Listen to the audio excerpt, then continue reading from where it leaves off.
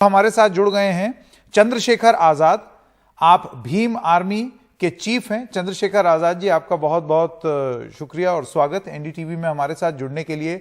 आरोप आपकी भीम आर्मी पर है कि ये जो उग्र और हिंसक प्रदर्शन हुआ औरैया में वो आपके लोगों ने किया है, अराजकता आपके लोगों ने फैलाई है। आपका जवाब। देखिए, औरैया में जो हुआ मैं उसका बिल्कुल समर्थन नहीं करता हूं। अगर आप अराजकता और हिंसा वाले उस पे इशू पे कह रहे हैं तो मैं किसी भी तरह की हिंसा का समर्थन नहीं करता हूं।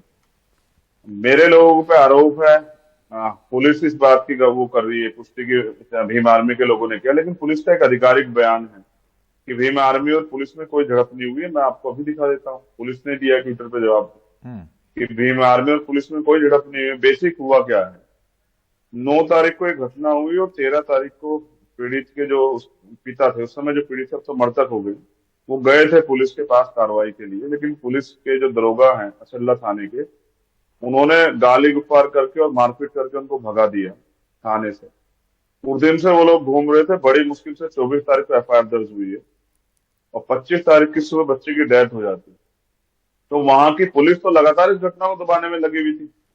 वहां का जो लोकल थाना है वो तो उस घटना को दबाने में लगा होता लगातार। तो कल की जो घटना है उस पर मेरी खुद बात हुई थी मौके पे। पीड़ित परिवार और तमाम जो गांव वासी हैं, आसपास के क्षेत्रवासी, वो इस घटना से दुखी थे। जिसका 15 साल का बच्चा चला जाए उसको तकलीफ होती है, लेकिन पुलिस उनके ऊपर लाठीचार्ज कर रही थी। उन्होंने मुझे खुद बताया, वीडियो कॉल पे मेरी बात हुई कि पुलिस लाठीचार्ज कर रही है। आप ये बताइए, जिस परिवार का बच्चा चला गया, पुलिस की उनके प्रति संवेदना होनी चाहिए या पुलिस उनको पीटे? तो उत्तर प्रदेश पुलिस का चाल चरित्र तो मैंने इस घटना से कुछ घंटे पहले ट्वीट किया कि अमरोहा में एक सामान्य आदमी को 22 सेकंड में 9 थप्पड़ मारते हैं दरोगा जी। तो उत्तर प्रदेश की पुलिस के कारनामे हमने हाथरस में भी देखे। वो इस घटना को दबाना चाहती थी, और जब कल विरोध हुआ तो उस विरोध को कुचलने के लिए कि ये जो घटना है किस तरह से इसका, जिससे लोगों का ध्यान हटे, तो जानबूझ के आजाद समाज पार्टी और भीम आर्मी कार्यकर्ता को टारगेट किया जा रहा है, जबकि सारा कार्य में वो लोग शामिल थे। जो कार्य पीड़ित की मदद का था, पीड़ित परिवार के सहयोग का था। और पुलिस ने, उन्होंने बताया लाठीचार्ज की। मैंने उनसे खुद कहा कि आप नहीं तो आपका एक सेकंड चंद्रशेखर जी, आपका ये आरोप है कि ये हिंसा का आरोप लगा करके पुलिस जो है वो मुख्य मुद्दे से ध्यान भ्रमित करने की कोशिश कर रही है। ये आरोप आप लगा रहे हैं? बिल्कुल। तो फिर कौन है ये लोग जिन्होंने हिंसा की? मैं उसका जवाब दूंगा, मगर संकेत जी बताइए, आरोपित टीचर कहां चला गया? उसकी गिरफ्तारी क्यों नहीं हुई? उसका सस्पेंशन अब तक क्यों नहीं हुआ? क्यों उसके घर पे जिस तरह से रात से भीम आर्मी आजाद समाज पार्टी कार्यकर्ताओं को, जो मौके पे मौजूद थे पीड़ित परिवार का, आप देखिए, आपके जहाँ वीडियो फोटो चल रहा है, भीम आर्मी के लोग बैठे हैं आजाद समाज पार्टी के, उनको वहीं से गिरफ्तार करके क्यों जो है थाने में रखा गया? क्यों जो है 36 लोगों के खिलाफ मुकदमा दर्ज किया गया? 307 लगाई गई है। कोई मेडिकल है? एक सिंगल मेडिकल पुलिस के पास? ये सारे हथकंडे पुलिस के हम जानते हैं कि जो घटना का रुख मोड़ना चाहते हैं। हिंसा जिन्होंने की है, मैं तो कह रहा हूँ पुलिस को वीडियो एविडेंस होंगे, कोई कहेगा भी नहीं, मैं कह रहा हूँ वीडियो एविडेंस में अगर मेरे कार्यकर्ता दिखाई देते तो उन पर भी कार्रवाई की जाए। पुलिस के पास सारे वीडियो एविडेंस होंगे कि किस आदमी ने हिंसा की है, तो पुलिस उनको सार्वजनिक कर दे। लेकिन पुलिस जो है पूरी घटना से ध्यान हटाने के लिए जो सब चीजें कर रही है, जो भय का माहौल बना रही कार्यकर्ता, उनको पता था। मैंने कल भी ये कहा, मैं चाहता तो कल चला जाता हूं, मगर मैंने कार्यकर्ता से कहा कि आप प्रशासन से मांग कीजिए, जो मांग परिवार की है, जो समाज की है, कि वो उनके सामने रखें और वो उसमें मदद कराएं। तो अगर वो ये मांगे नहीं माने जाएंगी, फिर आगे स्वयं इस आंदोलन में शामिल होंगे और हम लोग जिला अधिकारी के कार्यालय पर जाके अपनी बात रखेंगे। कल मैंने एक बार दर्शकों के लिए आप फिर से बता दें कि वो क्या मांगे हैं जो कि आप रख रहे हैं, उसके बाद मैं आपसे कुछ इस केस से जुड़े हुए सवाल भी पूछूंगा।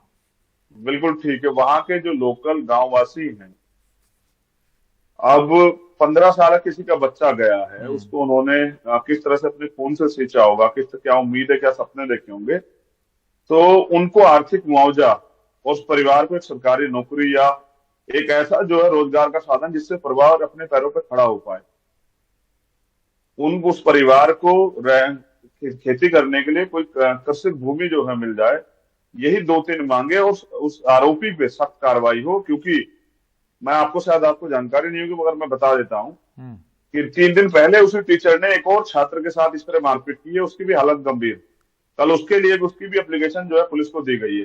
यानी कि वो हैबिचुअल है, वो ये भूल जाता है कि वो शिक्षक है। शिक्षक का दर्जा जो है माँ बाप से बड़ा होता है, लेकिन जब शिक्षक हिंसक हो जाए और वो इस तरह से लोग बच्चों को पीटने लग जाए, अब कौन माँ बाप भेजेगा अपने बच्चों को मरने के लिए था स्कूल में।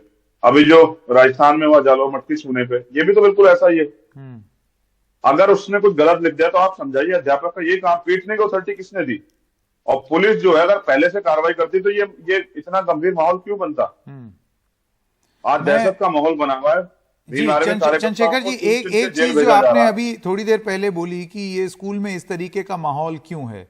देखिए, जी एक तो ये है कि एक शिक्षक ही कुछ इस तरीके का रवैया अपनाए कि वो मारने पीटने लगे, और उस लिहाज से अगर समाज ये सवाल शिक्षकों से पूछता है तो वो लाजमी है। लेकिन मैं देख रहा था वहां पर बहुत सारे स्थानीय लोगों का ये भी आरोप है कि दरअसल इसका जातीय भेदभाव से भी बहुत कुछ लेना देना है।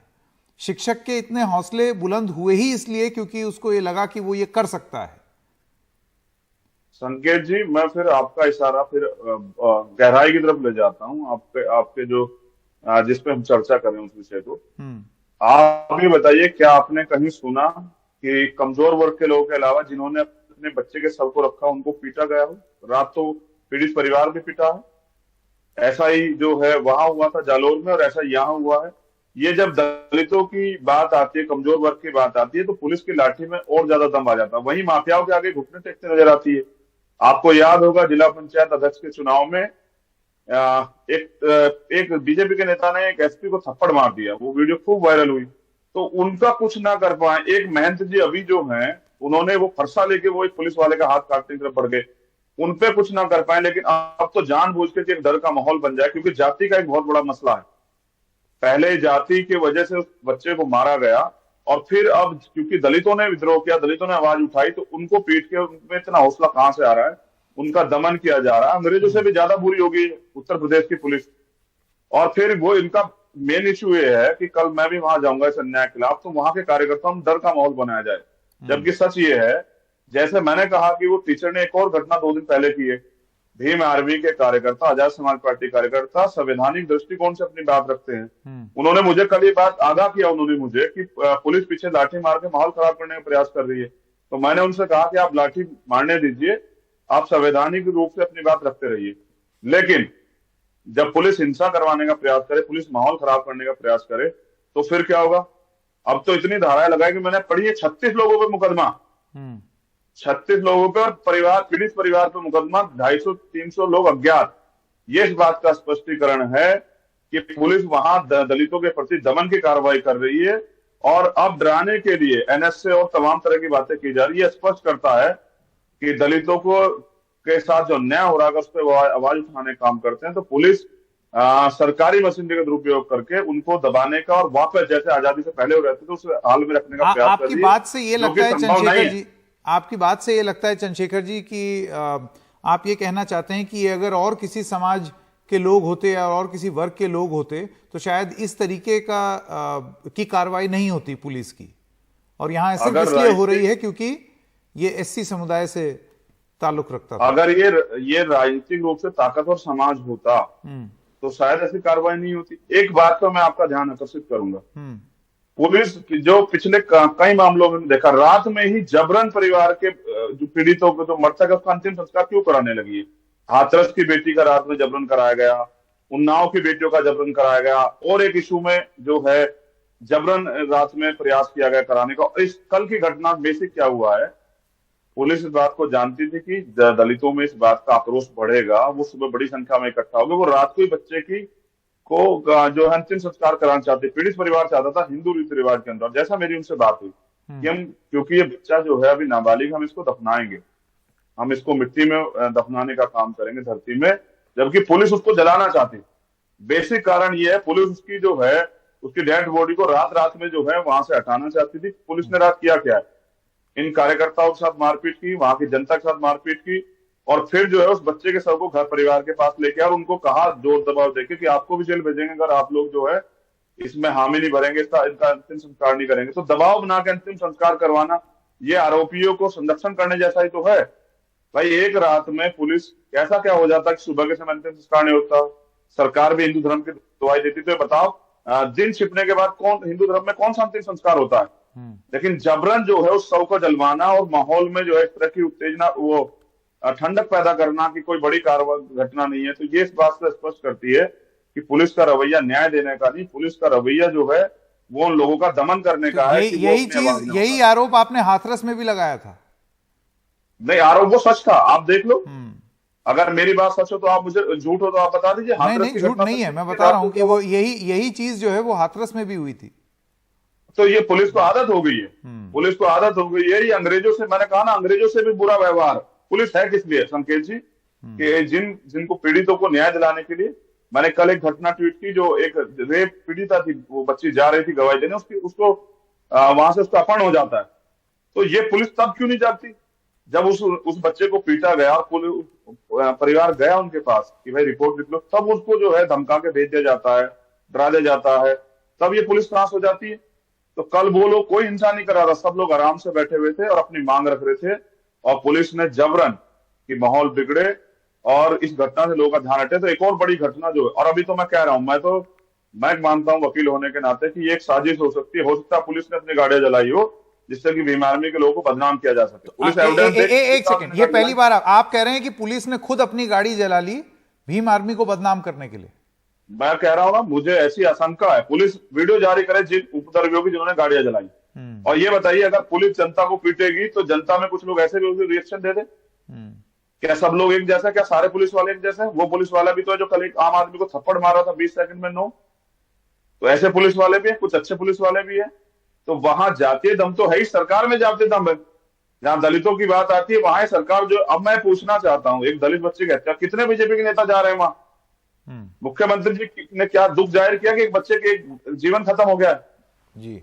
अब नहीं बोलेंगे बीजेपी के लोग, अब क्योंकि उनको पता था कि चंद्रशेखर आएंगे तो मामला बढ़ेगा और सरकार पे दबाव बनेगा, इसलिए जानबूझ के पुलिस के जरिए सरकार के लोगों ने मामले को दूसरे रुख की तरफ मोड़ा है। जबकि ये नहीं होगा।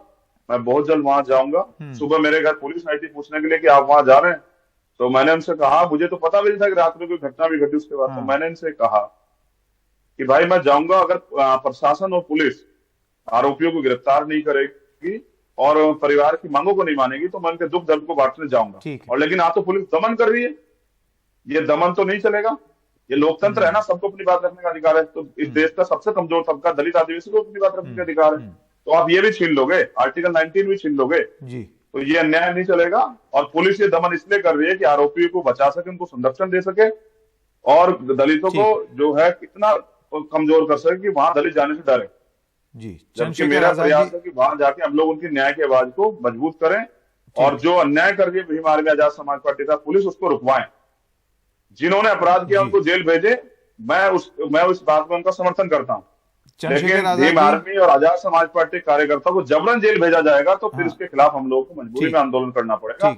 हमारी मजबूरी हो जाएगी अपने कार्यकर्ता की रक्षा करने के लिए आंदोलन करना। ठीक, चंद्रशेखर आजाद जी, बहुत बहुत धन्यवाद एनडीटीवी से बात करने के लिए। बहुत बहुत धन्यवाद जी। धन्यवाद।